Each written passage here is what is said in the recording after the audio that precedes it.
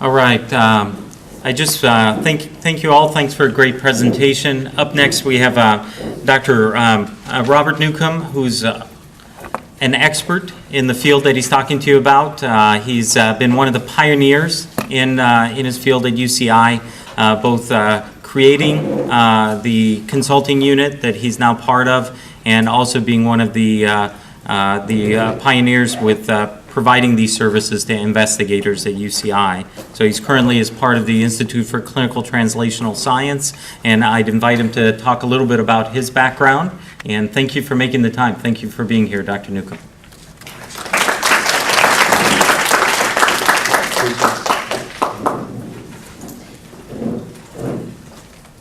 Good afternoon.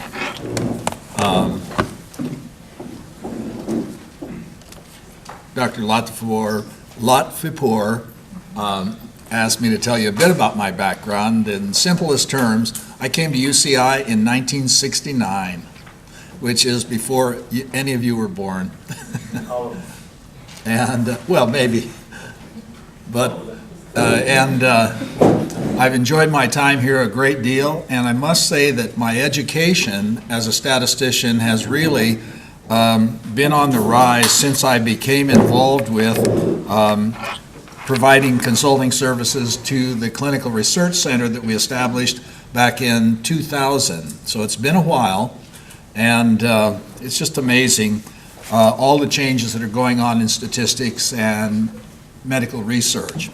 I would bring to your attention, there's a magazine called Chance, and if any of you want to look it up, and I'll pass it around just so long as I get it back, that the current issue is about statistics in medicine and some really interesting topics, and these articles are written for all of us. It's not, it's not hugely technical, and I think you might enjoy at least knowing about it. Now, let's see, I have to honor your timeline, so I've got to get moving, and I also have to be, I was the first volleyball coach for UCI men's volleyball, and I coached them from 1970 to 74, and we had a great old time. We weren't that good because of me, but since then, I've had a wonderful time participating in our men's volleyball program as a supporter. And you know that they've won 3 national titles, and we're looking for a very good season this year. So if any of you are looking for some exciting volleyball after the first of the year, stop by Bren Hall when they play the best teams in the country. For forwarding, probably the best thing is just either this or Yep. Page down too. Okay, so the readings assigned for today, when I looked them over, I thought, gosh, I don't exactly see how to, dovetail directly with what you've been asked to read. The first chapter that you were asked to look at was on the design of observational studies. And the second chapter was on the design of clinical studies and trials. And those 2 chapters are tackling quite different kinds of research that have different kinds of statistics associated with them. And then the third chapter is on writing a protocol. And I thought about this for a long time, and I tried to decide what would be a way to respond to my invitation to spend some time with this afternoon that would honor what your readings are about, but may cover them in a slightly different fashion. And I hope it works at the end of the day that this provides you some ideas as you go back to those readings and think about them some more. Observational studies really live they really have as objectives estimation of population statistics, not about testing. The last slide that was shown by the previous group talked about population studies and then looked at a p-value. Now, what do you think a p-value is? Anybody want to tell me what a p-value is? Yeah. The chance that what you found was due to chance alone. Okay, we'll start with a chance that what you found was due to chance. But that's not a very good representation of it, frankly. I'd like to have you guys all have a better one-liner here. Yeah. I think if it's less than the alpha value, then it's considered to be statistically significant. Okay, now tell me the answer without using the term statistically significant, because otherwise I'm going to ask you what that means. But go ahead. Tell me again. A p-value, when compared to an alpha value, can be used to determine if a certain measure is significant or not. See, they're back to using significant. It's really circular. And the reason is that we don't pick up sort of a mantra that allows us to say to some third party what a p-value means. I propose to try to give you an answer to that during the lecture, but a p-value is a data-based measure of risk. Now, what's the risk? I'll talk about that some more later. So it's a risk assessment. Now, biostatistics can't be put into one particular type of definition. It has to be better understood by taking a look at two different ways of setting the picture. One way is what I'm going to term the progression of science. And in this, what we want to know is what stage in the progression of science does a study lie in? Is it an early stage study? Is it a study about hypothesis testing but in the middle stage of the progression of science? Or is it a late stage study which is to confirm hypotheses that have pretty much been established, but now we want to know more about them and to confirm that in fact they will replicate? The second thing I want to look at are 6 steps in the life of an individual medical project lying within that. So the medical project might be an early stage project or a mid stage or a confirmatory stage, but whatever the project is, I think there are 6 steps that will help us to understand about the many facets to a medical research project. Now, these medical, what I just told you about the progression of science, I gave it away. So this slide is just about that. It says early stage. There we're interested in the development of information that allows us to establish hypotheses. It doesn't mean they're going to be tested necessarily. The hypothesis might be that the relative risk between 2 kinds of populations or 2 situations is thus and so, and we want to estimate that. And so it may be about estimation, even though we have a hypothesis that, in one condition the risk is higher. That might be the hypothesis, but how much is what we then turn the research to, perhaps. Hypothesis testing is once we have a hypothesis, then in the middle stage we may want to test something that we think works, and in the late stage we want to confirm that we're really making progress here and establishing it as a principle for medical practice. Now, the life of a research project is something that can help you to understand what's going on when you look at a medical research project. Whether it's over or not, you still want to think about what was the life cycle. Provides a rational framework for making sense of the several different kinds of contributions that a statistician makes to the medical research project, but it does more than that. It helps you to think better about the research projects that you're reading about or hearing about. So what are these steps? Well, the steps are, number 1, concept formulation. Number 2, the development of a research plan. So this is under one project. So somebody has the alpha project, and there has to be a concept formulation, the development of a research plan. Then the research begins. That is, you begin to see subjects, and then we have interim analysis of the research data, and I'll talk about that. And then we reach the end of the project where it's closed, and we close the data set, and now we do the final analysis of the complete data. And then begins report writing, and then you write your report and submit it for publication, and lo and behold, it comes back with reviewer comments. And responding to those review comments is another thing that we have to think about. And all of these stages, what I want to talk to you about is the different ways, the different kinds of service that we statisticians provide the investigator. Step 1, Now, this is a time when the medical scientist initially identifies and develops the fundamental ideas and primary objectives of this envisioned project. Often it's based upon results that he or she has gained from previous research, or maybe they've gained it from looking at the literature. It's rare for a medical scientist to involve a statistician at this step, because this is all, thinking that the scientist can do. It's conceptual in nature. But eventually they get to a place and they say, I want to do a project and study alpha. And at that point, we're going to have to move to the next step, the development of the research plan.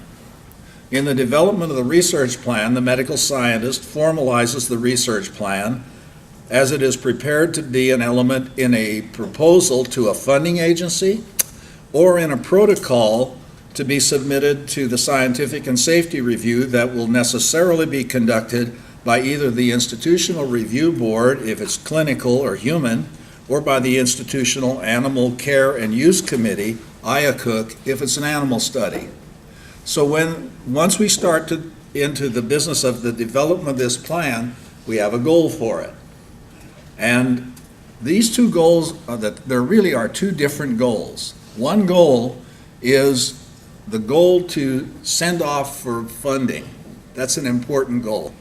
The other goal is to gain approval of the regulatory agencies that are there to manage to see that the research is not damaging to either human or to other animal.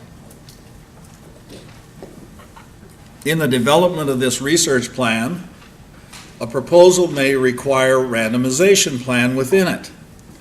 And it certainly will require a statistical analysis plan. Now, that's a term you may not have heard before, but the statistical analysis plan is becoming more and more widely used and known, and so the SAP is an important element to think about.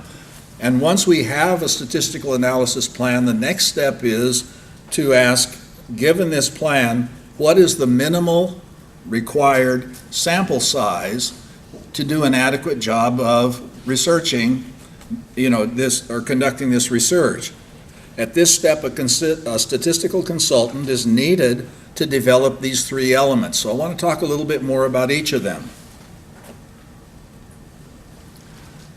In the contributions of the statistician will likely be or may likely be responsible for producing a randomization schedule that conforms to the study design. So here you're seeing a piece of the picture that fits within the larger. We have an idea of the research we want to conduct. The scientist is able to write very good prose about what this study is going to address and how it's going to address it. But then when it comes down to the nuts and bolts, here comes the statistician as the person that helps to develop a randomization schedule. Now, what that is some kind of a formal calendar that says when the next subject comes through the door, does that subject become a control subject or an active treatment subject?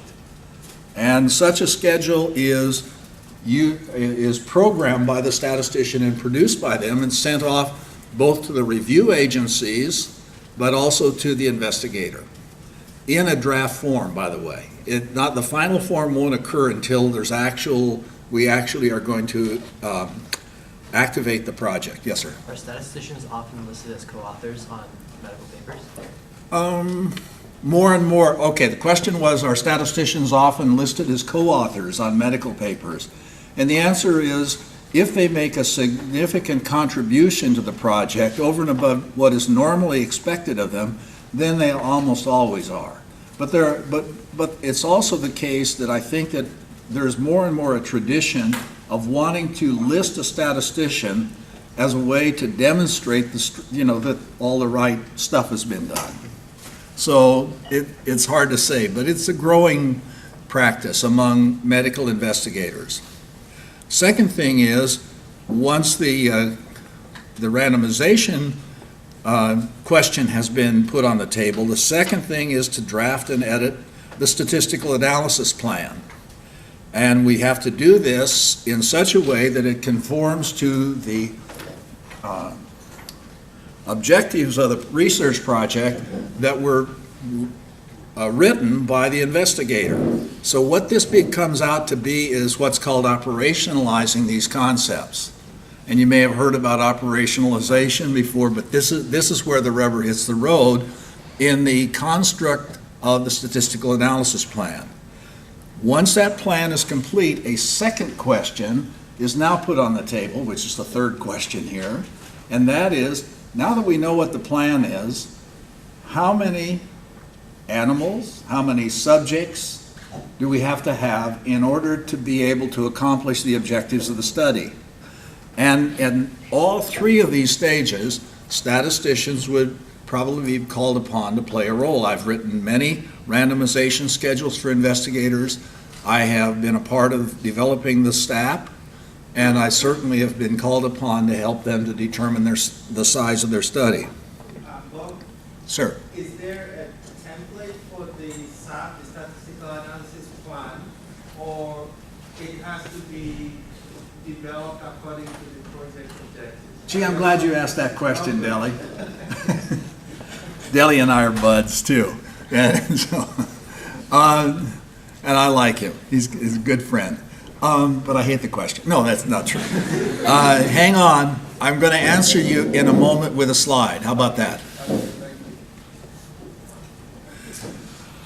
Why is randomization so important? Now, I should back it up. I'd leave the question up. Why is randomization so important? What do you want to tell me about it? Why do we care about randomizing at all? Okay? So you can try to represent your population. So you could try to represent the population. Well, couldn't I do that if I did a carefully selected sample that seemed representative? Then it wouldn't be objective. You'd be, Well, why not? It represents the population. you're selecting, so Sure. Trying to eliminate then it could be bias. humans are objective. Wait, now I'm getting there. What was the last one? If humans are objective, Okay, human factors enter in, don't they? And the investigator, unbeknownst to herself, winds up selecting a study that's going to optimize the chances for success of the project.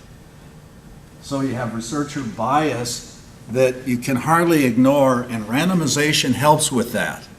But randomization is far more powerful than just taking care of that. Randomization is a way that we can control covariates and balance them without ever seeing them. It's amazing. Once you get this idea in your head, you just are stunned by the power of randomization, or I am. Because when you try to think about what are all the covariates that may have an influence on the outcome of this project, and then you can't put them all into the study, and some of them you won't even recognize, and randomization works in the following way, that across the groups, the different study groups, it will be balanced because of randomization in all these covariates. It's just stunning. And so the unobserved risk factors and investigator bias, and finally it does one more thing. By randomizing, not only do you take care of those two problems, but you conform to the demands of the statistical methods you want to use. And without doing that, without randomization, you can't trust the p-value. You can't trust the confidence bands. You can't, you can use them, but you just can't guarantee that there's not bias in those statistics. So, randomization is crucial. So now, Deli had asked about the statistical analysis plan. So given that, this whole issue of randomization has been decided, that's a little different. Now we're going to talk about statistical analysis plan. The statistical analysis plan should address 6 factors. First one is, in the statistical analysis plan, it should, the investigator or the language should state what kind of a study this is. Next, it should identify clearly the target population to which the results of this study apply. Then it should describe any planned randomization method within the plan, the statistical analysis plan, that's where you're going to put in a paragraph on randomization if it's going to be used. Then describe the variables to be analyzed. So you have to lay out the variables that you're going to get before you ever go out and get them. Then you have to describe the primary statistical analysis that will be conducted on the data that fills in the variables. And then if there's secondary analysis, you'll want to say something about that. So a statistical analysis plan should cover these factors. Now, is it always required that we do that? No. But I'll tell you what happens is the investigator that doesn't address these sends the protocol off for the IRB review or for publication, funding we hope, or for funding we hope, and it comes back because it got a statistical review and it says your SAP is not up to standard. So I'm going to go through these. The first question was the type of research study design. And here I'm just listing several. Pilot studies, something we want to think about as an example of an early stage study. And the pilot study, its whole purpose is to develop information that can be used to design a subsequent study. And it's all about estimation. Pilot studies do not use hypothesis test. They want to say, how big of an effect do we see? Because that's going to be used in planning the subsequent study. So effect size is a very important estimation that comes from pilot studies and other kinds of estimates. Then we get to the gold standard, which is a randomized prospective clinical trial. And the next best silver standard, which is probably a non-randomized prospective clinical trial.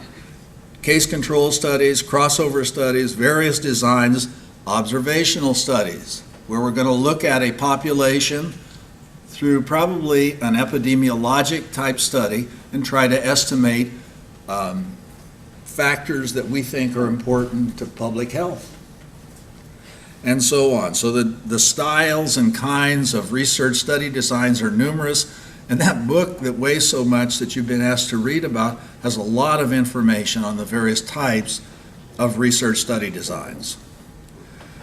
Okay, the identification of the target population. This has to be in probably the narrative in this proposal, but also in the statistical analysis plan. It should be very specifically itemized. The population to which the study results are expected to apply should be clearly described.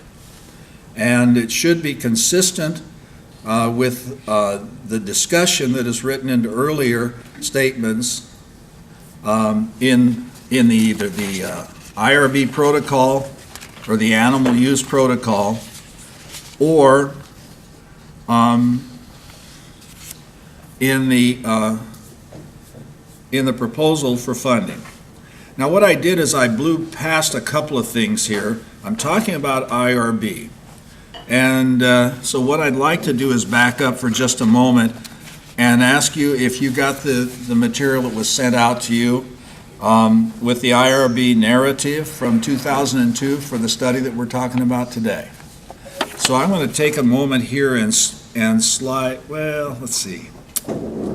Yeah, I'm going to slide out to the side for just a moment. I got to think about how I do this. And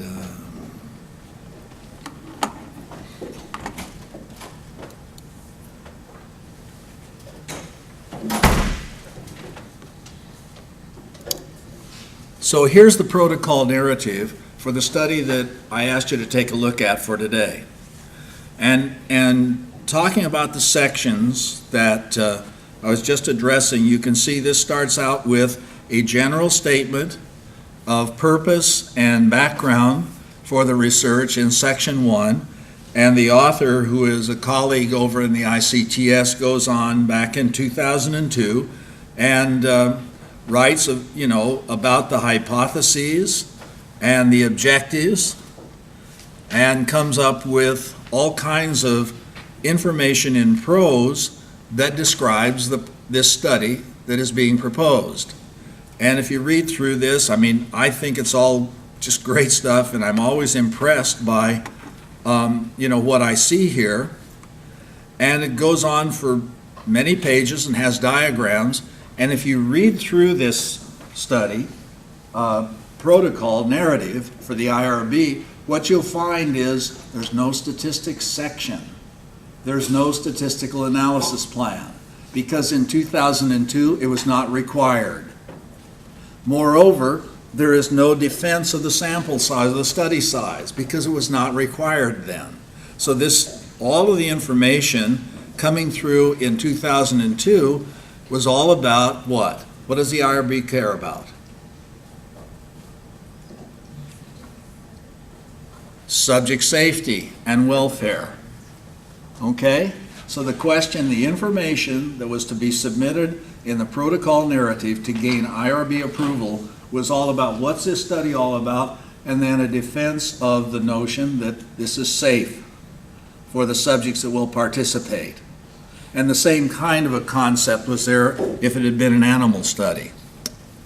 Now, unlike the IRB protocol,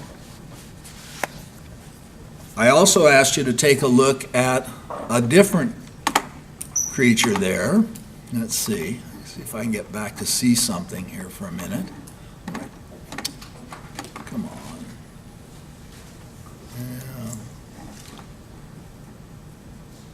Where did I find it? Well, here it is.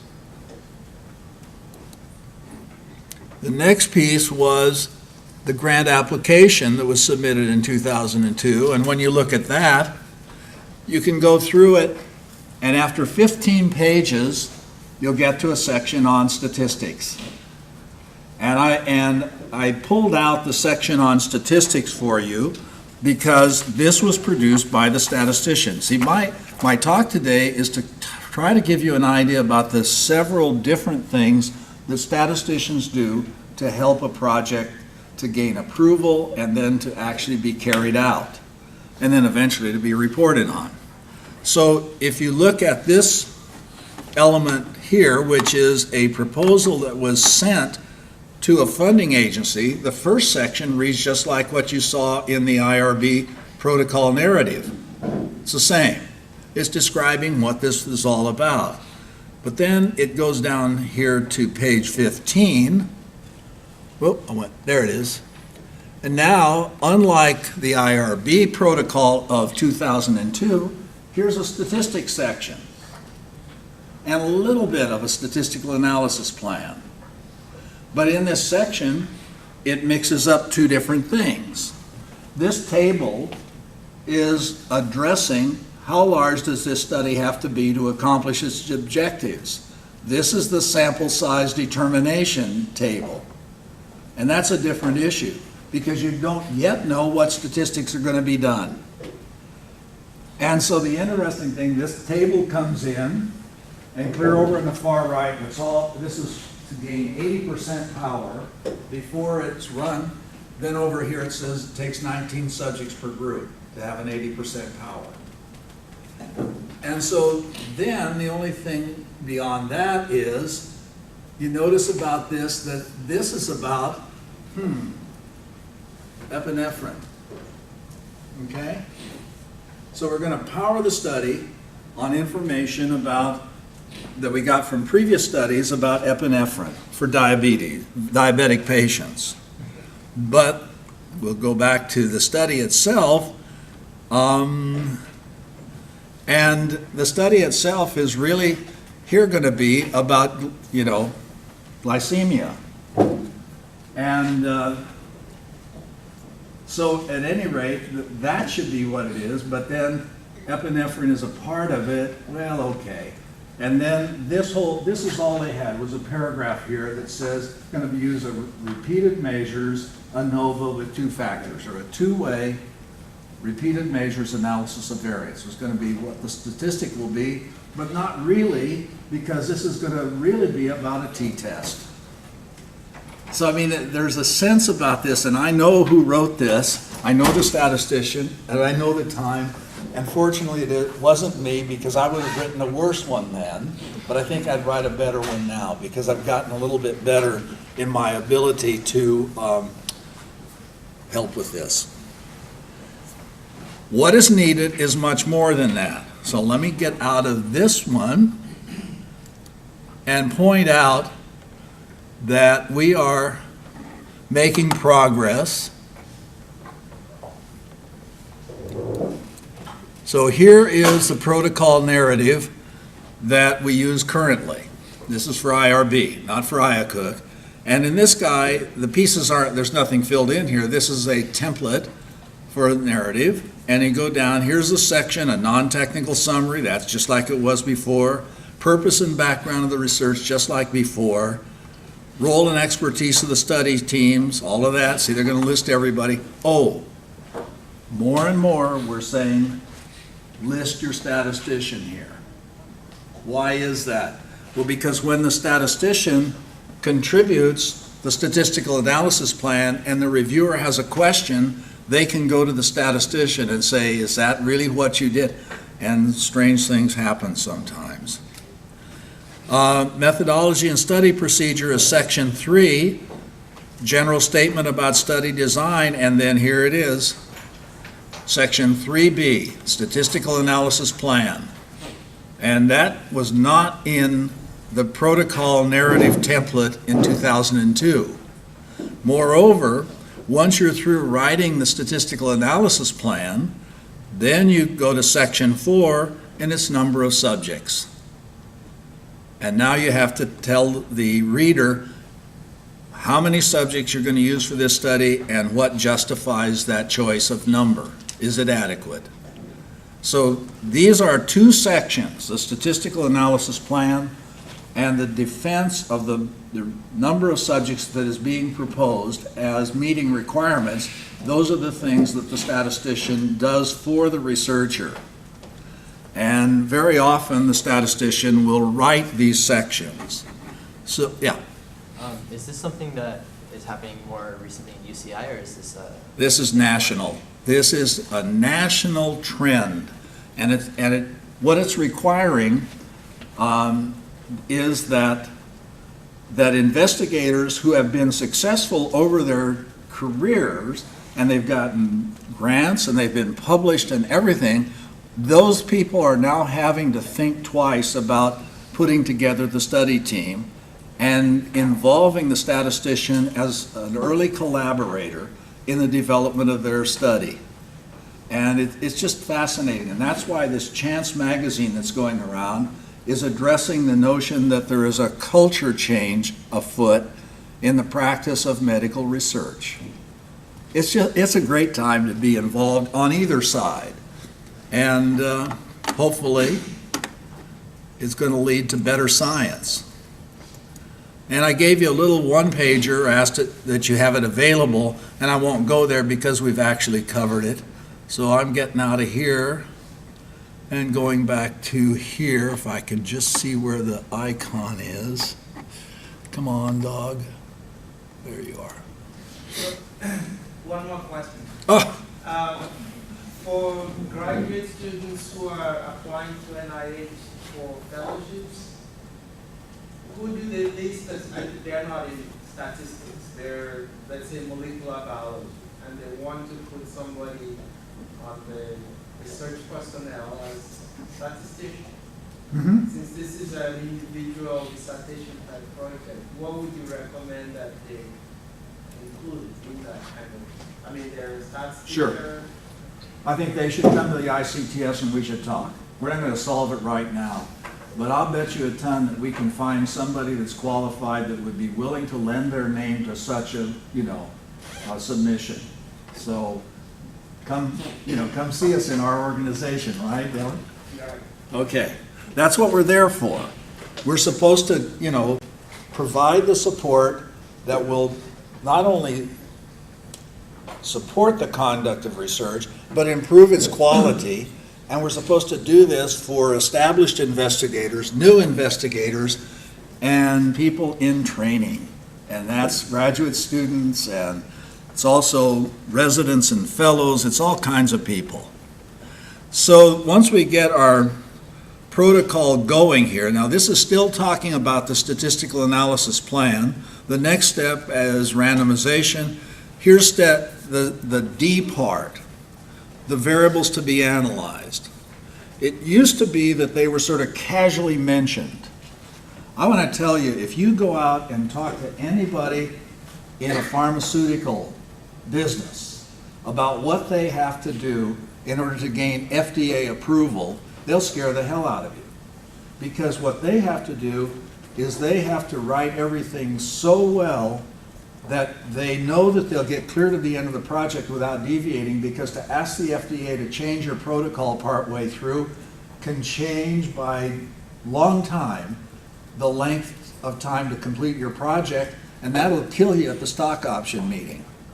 And so there's big money riding on these projects, whether it's Allergan or Pfizer or whoever you want to talk about. And so those protocols include the statistical analysis plan, which it includes a data plan. And the data plan means they're going to have like the headers on an Excel spreadsheet laid out for the reviewers to read, and it names every variable that will be utilized in this study. And then it has a following section that says, and each variable, what its role is, what kind of a variable is it? Is it qualitative or quantitative? And so on and so forth, so that reviewers can know about the structure of the database before it's ever assembled. And also, interestingly, so the researcher can know the same thing. And why would you care? Why don't you just go ahead and assemble it later? And the answer is because we're trying to write a statistical analysis plan. And statistical analysis means we're going to analyze data, and to analyze data we need to know that the primary outcome variable is a continuous variable, or it's a categorical variable, because that's going to determine the method of analysis, isn't it? And are you going to have predictive groups, and are you going to have cofactors, and all of those things? So the data has to support that discussion, or the data plan has to support that discussion. So this turns into something called the code book for the study. Each variable being described, as well as sort of this skeletal outline of what the data will look like once you start gathering it. This is all done before you ever see a subject. And again, to go back to pharmaceuticals, they have groups of people that write these protocols, and I'm telling you that they have everything locked down before they send it to FDA. And slowly but surely, medical research is moving in that direction. Accountability and so on comes into play. So once we get our data plan done, now we can start telling people what kind of an analysis we're going to do. And the primary statistical analysis proposed in the SAP will refer to the primary variables identified in the study's code book. And the primary statistical analysis will probably be classified as belonging to one of the following two categories. Either the primary analysis is hypothesis testing, or it's estimation. And it has been for decades that this was not a co-equal playing field. That the history of medical research statistics revolves around hypothesis testing, even though it's not the most appropriate thing to do. And I would point back to the earlier slide that was presented by the previous group, where it's a population study, and yet they were talking about a p-value. And if it's a population study, then they should be talking about estimation and confidence intervals. But leave me alone here for a minute. So we're going to have two types of statistical analysis plans, and one of them will be for hypothesis testing or hypothesis-driven projects, and the other will be for estimation-driven projects. Requirements for hypothesis test. So it's so funny. I always think that this is the house that Jack built, and this is the mouse that lives in the house that Jack built, and this is the cat that chases the mouse that lives in the That's the way this is unfolding, this structure. So here we are drilling down within the statistical analysis plan and talking about the primary statistics, and it's going to be hypothesis testing maybe. So it requires a well-defined target population and a justifiable and justified tentative hypothesis. How many of you, when you read about a study that tells you a p-value, have taken the time to figure out what was the tentative hypothesis that was being tested? I'll bet you none. I'll bet you none of you. I mean, because I talk to the investigators and they don't know what the hypothesis is. All they care is, am I going to get a p-value? And slowly we've got to change that. But in addition, so we need to know what HO is. Yes? Sorry, is tentative hypothesis synonymous with null hypothesis? No, not at all. A tentative hypothesis could be that the correlation between X and Y is 0.6. And I'm going to test that. Null hypothesis is that the correlation between X and Y is 0, and I'm going to test that. So null means 0 and 0 means null. And so tentative, I've used the word tentative instead of null specifically because there is an important distinction there. Many times, people are testing the null hypothesis when in fact it's meaningless. And you all got to pick the right hypothesis and tell the world what it is. In addition, a hypothesis test requires a specification of the alpha level. Now, you don't know what the risk probability is yet, but in the design stage, we stipulate what an upper limit on the risk of a type 1 error shall be, and that's alpha. If we set it at 0.05, we're saying the upper limit on acceptable risk here for a wrongful rejection of a tentative hypothesis is going to be no more than 1 chance in 20, just like Fisher said. But that may not be the right risk level. And then finally, if you're going to do hypothesis testing, some form of randomization is key to obtaining valid results. You can't trust the p-value. Even though you did everything correct, you can't trust it unless you did, it's a randomized based study. Somewhere there's got to be some randomization in it. Here's what it looks like just to organize the information. You've all seen these diagrams before.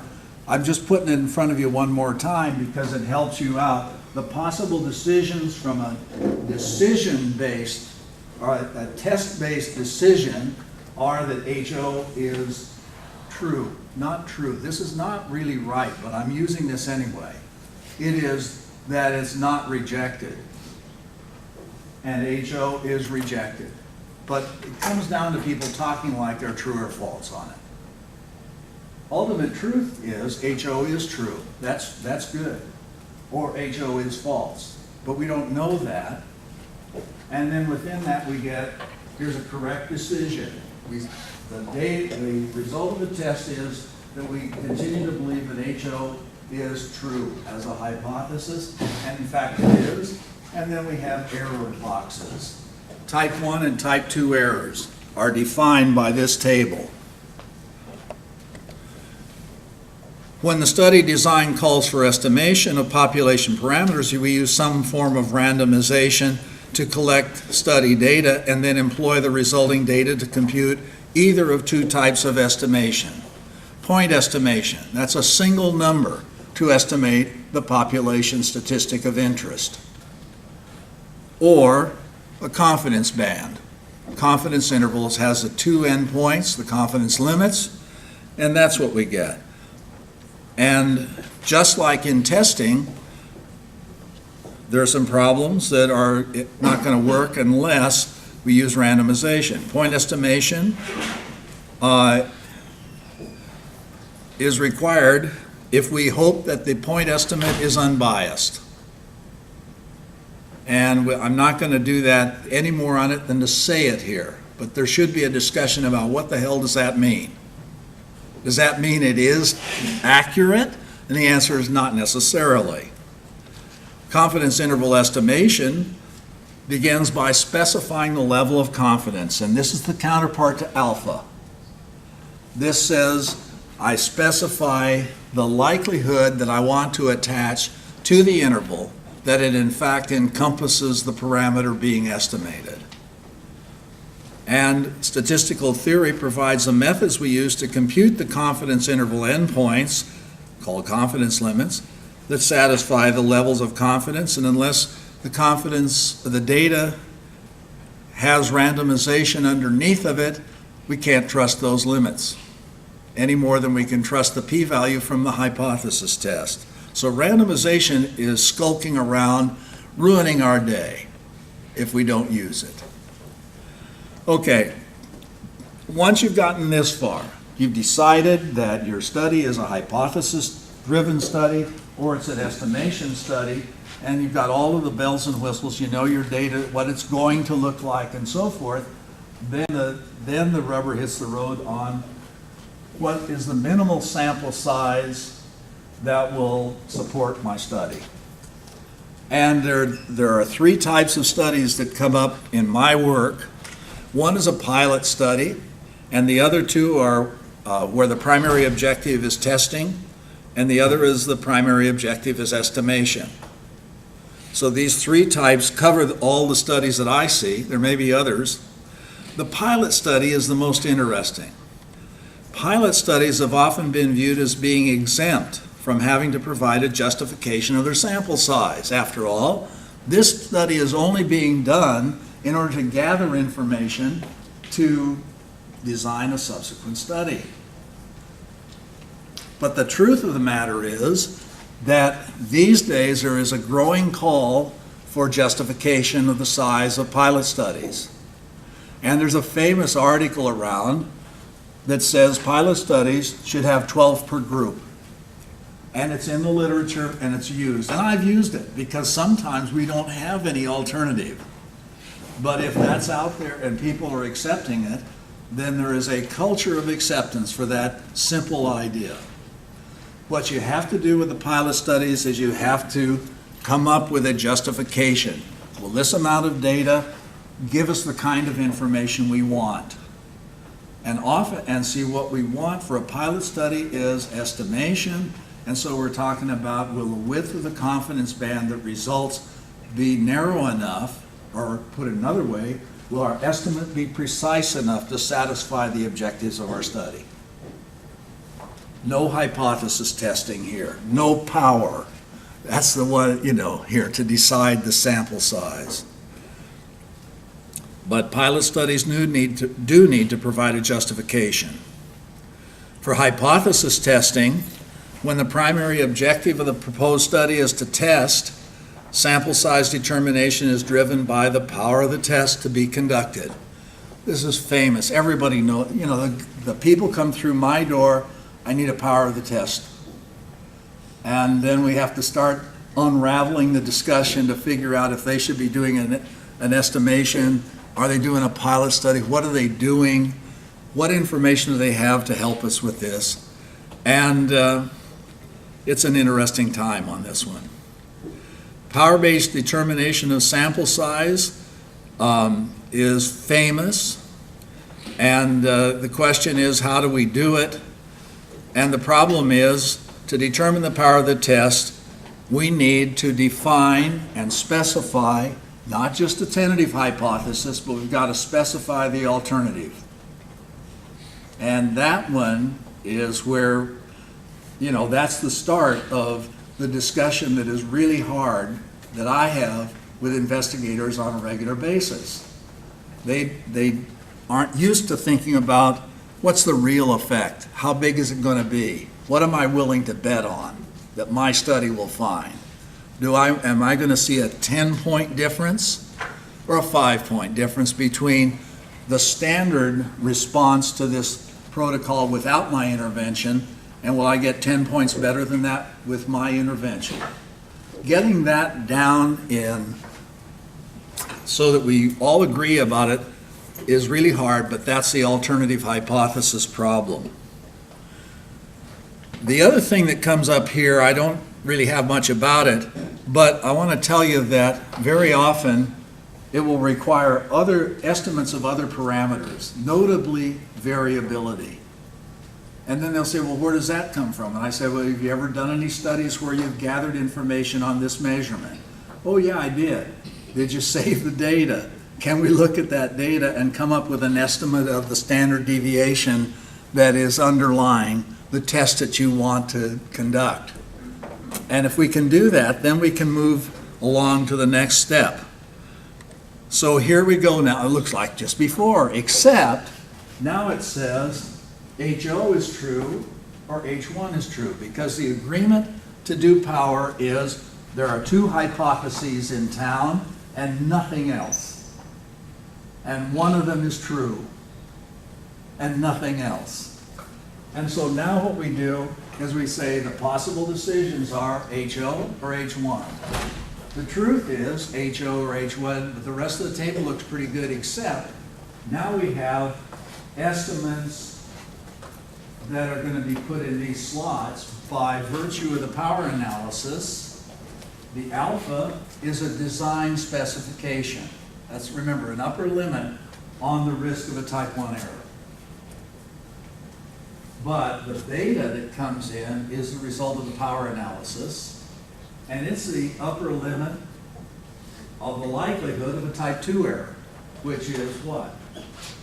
We say that HO is true, but in fact H1 is true. That's an error. And down below, the likelihood of the correct thing that we hope for is that we say that the alternative is true, and in fact it is, and that's the power of the test. That is the power of the test.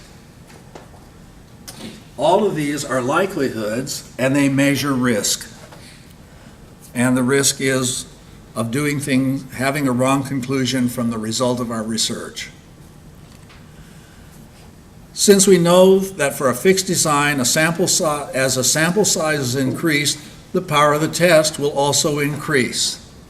So now the question is, what is the minimal sample size that will provide the power that this study needs? Now there are culturally acceptable levels of power. 90% power is around, and 80% power, and in between those two is kind of the range of acceptability. But you can go outside of there, and some people might want more power, and some people might settle for less because it's too costly to have more power. But the question that the statistician will be asked to answer is, so what's the minimal sample size that will provide me with 80% power for this study? That was the question that was put on the table in 2002 for the study that you were asked to take a look at, or the report you were asked to take a look at. Sample size for estimation, now this you may never have heard of. But if it's an estimation study, you don't do power of the test because you're not doing a test. Now you're estimating. How do you generate an answer to the question, what is a minimally adequate sample size when this is an estimation study? And the answer is you set a limit on the precision of the key estimate. And if you set the precision, the width of the confidence interval you're going to get at a certain level, then you can say, what's the minimal sample size that will give me that precision? That's the counterpart to power. So here the statistician is feeling comfortable and at home. This is what nerds like to do. We figure out how to do this stuff, and then we tell the poor investigator, here's what the answer is. That's all well and good. It's in some ways the easiest part when you have a good education in statistics. It's not really the easiest part, though, because what? You have to negotiate with the investigator to get the alternative hypothesis value. Probably negotiate about the tentative hypothesis value, and before that you had to negotiate about what is the primary outcome that we're considering here. And when it comes to talking about estimation and precision, now there's a whole lot of discussion that has to go on before an investigator feels comfortable. Okay, if we do the steps up until there, that is, we're past step 2 and we've done our statistical analysis plan and we've got our level, our sample size determined, I'm going to get there as best I can, guys. I'm close. Then what happens is the IRB gives the study the approval to go forward. The funding agency gave the investigator the money that they needed to be able to run the project, and now the project is activated and data collection starts.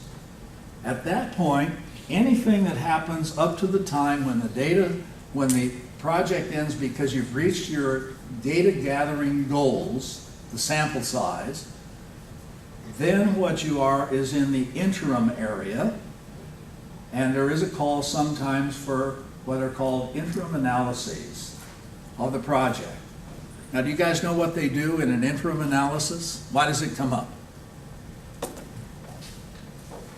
Make sure that the data you collected is the data. Pardon? To make sure that the data you collected is the data you wanted. Data collected is the data you want. Well, yeah, that's not a bad one, but that isn't the real motivator. Yeah. Unexpected outcomes, especially like serious events that you're not expecting the drug to cause fatalities. What's the name for that problem? Adverse events. Pardon? Adverse events. That's right. So interim analyses are conducted to detect adverse events and their rates. Okay? Now, sometimes interim analyses are also conducted to see whether or not we know either that this is a project that's going to fail to reach its objectives, or it's absolutely reached its objectives already. See, there's so much success that you already know that if everything else were a failure from here on out, you still at the end of it be able to claim success. You don't continue a project like that because you're putting subjects at risk needlessly. And if you continue a project, then no matter if everything from here on out would be a success, it still would not register statistically. That's called futility, and you stop the project for futility. Now, these kinds of decisions are not often followed in academic research projects, but I'll tell you, they are being followed in the pharmacological area.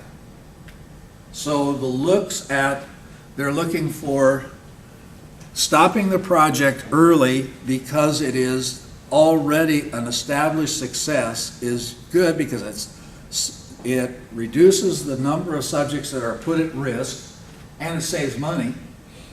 And if it's futile, then you're going to satisfy the FDA, and nobody cares about anything else. No. So it's it's pretty important stuff to have interim analyses. The final analysis of the complete data set. So at some point, somebody says, okay, we've finished, close and lock. Now, in academic research, I want to tell you that we don't do that very well. There's no tradition for saying the project is now finished and I've closed. There will be no more new data in this analysis. Again, industry, boy, they lock on that mother. You hit that point and it's closed, and then they inform the FDA that they've closed it and no new data's coming in. And then the FDA watches them like a hawk to make sure that they didn't gather 2 more cases just to make sure they got a p-value or something. So what we have to do here is we get closure, and now we have to execute the analysis that we proposed in the statistical analysis plan. We're getting closure on our plan here. And this becomes an obviously important time for the statistician to do the nerd work. And so once again, we're happy because we get to do what we feel most comfortable doing, which is crunch numbers.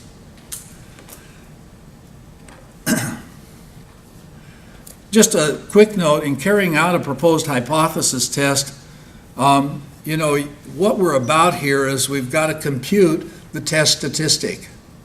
And that might be a t-score, a z-score, or an f-score, or something else. Do you know what those are? What are those scores? What's a t-score?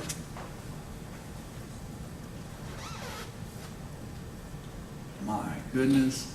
How many of you had a class on statistics? How many of you need a class on? No. All right. The score is taking the effect size that is crucial to the outcome, reporting the outcome of this experiment, and transforming it so that it can be compared against a known statistical distribution. A t-score transforms the effect size in such a way that it can be compared against a student's t-distribution. A z-score transforms it so it can be compared against a standard normal distribution. An f-score against Fisher's F distribution, a chi-square score. Anytime you see the word score, what you know is you're talking about a transformation of an effect size in a hypothesis test, and the thing that precedes it tells you the statistical distribution, the mathematical distribution that is being judged against. So that it's code word stuff. And it's code word stuff at two levels. Informally, people just throw this stuff around. Formally, we use it to better understand what the hell we're doing sometimes. And we go ahead and do the reject or not reject. Carrying out the proposed estimation plan is much the same. In there, what we're going to do is get our estimate and calculate with the closed data. We'll calculate the confidence bands and make sure that the precision requirements were met, and then also come up with interpretations from these estimates. Report writing. Here the statistician plays a role. So think about it now. Statistician played the role of a consultant at the time of the design of the study. Had a lot to do with that. Played a role in writing the statistical analysis plan, played a role in determining the minimal required sample size to go ahead with the study, played a role in the analysis of the data and returned reports about the data analysis to the investigator and the investigative team. And now the investigator comes back and says, won't you please write a paragraph for the statistics section in my report or my paper? And now the statistician is going to write. And now the statistician feels like, God dang it, I wish I'd never gotten in this business in the first place. But what happens is, after a while you get used to it. So you write the section on statistical methods, and you write the section on results. And then the investigator will make changes as they see fit for meaning. And that's a very important piece of the puzzle. Now yes, sir. I was just going to ask, so when the results section looks like it was written by a statistician, it probably was? When the results section looks like it was written by a statistician, it probably was, unless the investigator is smarter than hell and has been doing this for years. Sometimes they're really good at this. So most of the time, though, yes. And here's where you asked earlier about the statistician being credited. Investigators generally then tender an invitation to put the statistician on as a co-author. And that's good for everybody, because it vets the paper and it gives us the statistician formal credit for the work they do. Okay, so we do the report writing, we get the report done, and it's sent off to an editorial board. Guess what these days happens? Editorial boards have on board the scientists that know the science that this project is about. For years and years, that's all they had. So you had 3 pediatricians read the paper and decide whether it was publish worthy. You know what now? They have a statistician on the review panel looking at the statistical analysis and the reporting thereof and making comments about adequacy or not of the statistical section of this report. And that's changing the game enormously. So then what comes back after the report was written and submitted for the first time, it comes back and we have to respond to reviewer comments. And I'm telling you that time and again, There may be other comments, like, well, maybe you didn't have a high enough level of X and so drug or something else, or what about adversity, or, you know, whatever they want to do. But almost invariably, the questions are about the statistical analysis piece of the paper. And guess who is going to be asked to respond to the reviewer comments? Yeah, you're right. It becomes interesting, because then what you have is you engage in this debate, or you make changes because the reviewer was right. And the notion, I mean, it's one of the most informative things that I do. And I've had studies that have just made me get older than I already am, trying to provide an adequate response and learning. Man, have I learned a lot. And it makes the job even more, the job of being a statistician resource is interesting without this, but this really enriches it enormously. I love it. And I would recommend it to anyone who's looking for a career in the health sciences to think about biostatistics. So in summary, the statistician makes varied contributions to the medical research project at each of its 6 stages. And the concept formulation stage we probably don't play in there. Although I have been invited to sit in on early discussions. Development of the research plan, there it is my job as statistician to convert from the prose to an operationalized counterpart.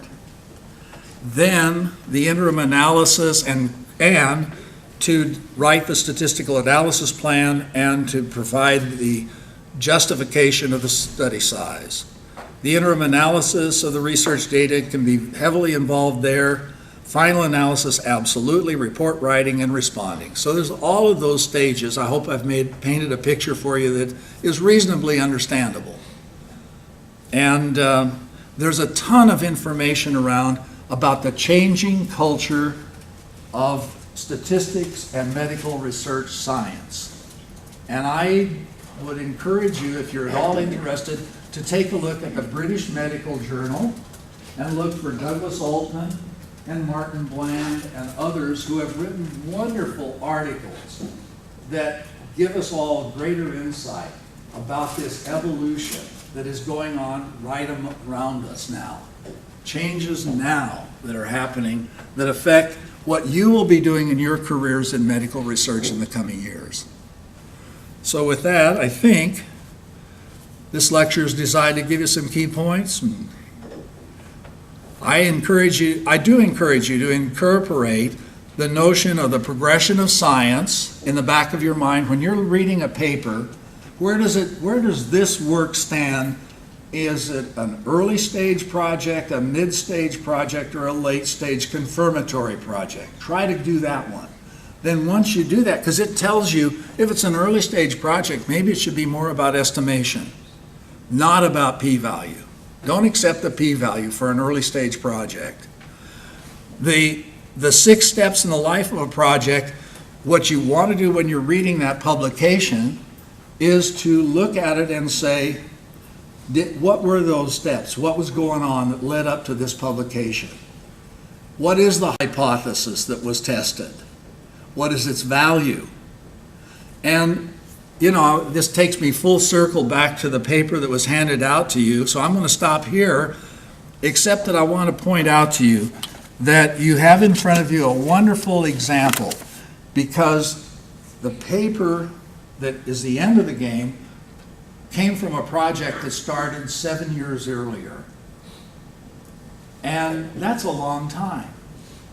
And if you look at the statement about what the project was going to be as written in 2002 and compare that to the report of what the project was in 2003, you'll see a very interesting flip.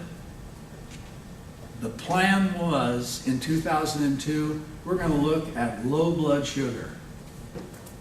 The report in 2010 was the effect of high blood sugar.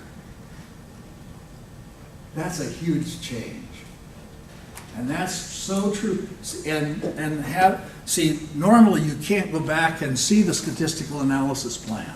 But more and more, the industry and the people who are setting standards are saying we're going to have to make public the SAP along with the paper. And that's going to change a lot of thinking about statistical research results in the eyes of us, the public. So that's it. Great. Thank you.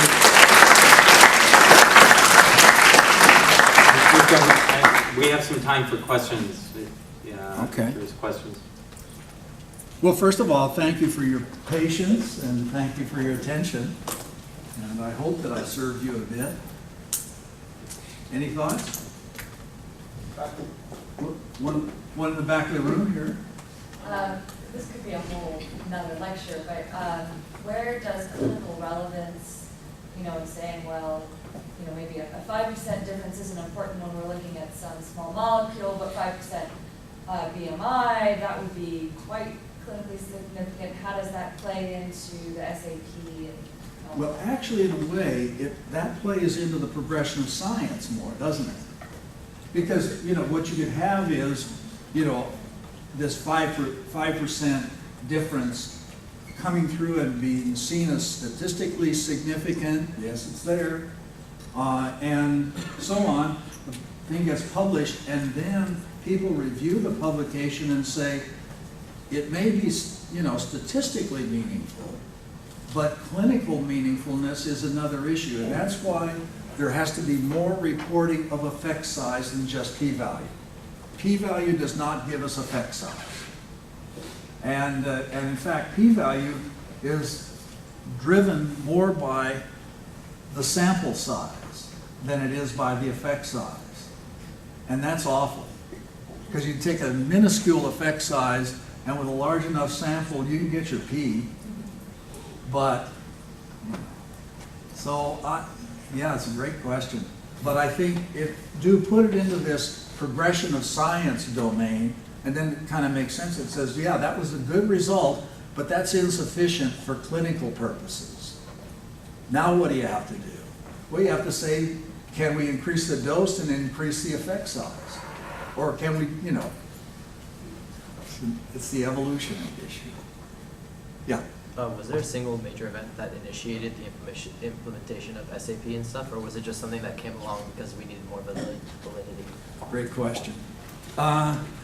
This introduction of this requirement for SAP, I can't tell you nationally exactly, but I'll tell you it's there. That is that the glacial drift is that protocols and submissions for funding and all need to have a clearly elaborated statistical analysis plan and a clearly elaborated data management plan. They're going to have that. Here at Irvine, I'll tell you what happened as far as I'm concerned. I started serving on the scientific review committee and kicking all these things back because the protocols did not have adequate information about the statistical methods that they were going to employ to pursue their protocol. And the IRB backed it. And people were furious. They said, well, we've never had to do this ever before. But now after a few years of this battle, there's much more sense of acceptance, partly because they talked to their friend at Vanderbilt or at the Mayo Clinic, and they're saying some goddamn statistician here at Irvine has refused the approval of my protocol, and I've never heard of such a thing. And the guy at Vanderbilt or at Mayo is saying, it's happening here too, and I kind of think it's not a bad thing. And slowly, as that word circulates, more and more there will be acceptance, and we'll have better science because of it. So it's parking a battleship, moving a glacier, I don't know what you want to call it. It's on that level, though. But you guys, see, those of you in this 194 class, you're greatly positioned because you're going to come out of your undergraduate training, and if you decide to move forward in the health sciences as a graduate student and then move to a career, you're going to be a part of seeing things change around you that will just be stunning. Me, I'm going to retire, go sit in the home and play bingo. So, well, I have two questions. You always do, Deli. Yeah, one is small. Okay. And I like the way you presented the tentative hypothesis concept. Mm-hmm. Most of the statistics classes that I'm sure that went through would present the table, H sub 0 and the alternative hypothesis H1. What is the appropriate notation if you want to include a tentative hypothesis in such a table? What's the notation? Would you put H sub T? Because you're trying to test a hypothesis that's not null. Oh, How would you put that in the 2x2 table that we are used to? well, see now the 2x2 table is really trying to give us a sense about what we have to have on the table in order to do this power-based determination of sample size. And what you're saying is, well, what about something in between? Right. I don't think you think that it comes out that, well, I don't think it comes out that way, because what I think is, when you're designing this study before you go into it, you just have the study. Now you get to the end and you've got your data, and now what you want to do is to report what is a feasible study. It isn't necessarily a feasible effect size or a meaningful effect size based upon the data that we've gathered. And I'm not sure that that becomes a hypothesis yet. Now, it may be that that becomes a hypothesis for the next study, but that's as close as I can get. Okay, thank you. We can talk more about it.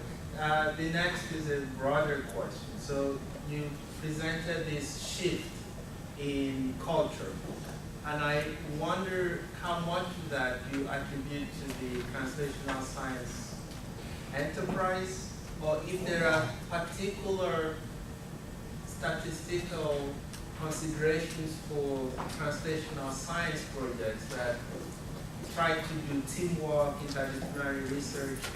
Are there new ways of presenting what you're proposing or writing up the results that's unique to translational science?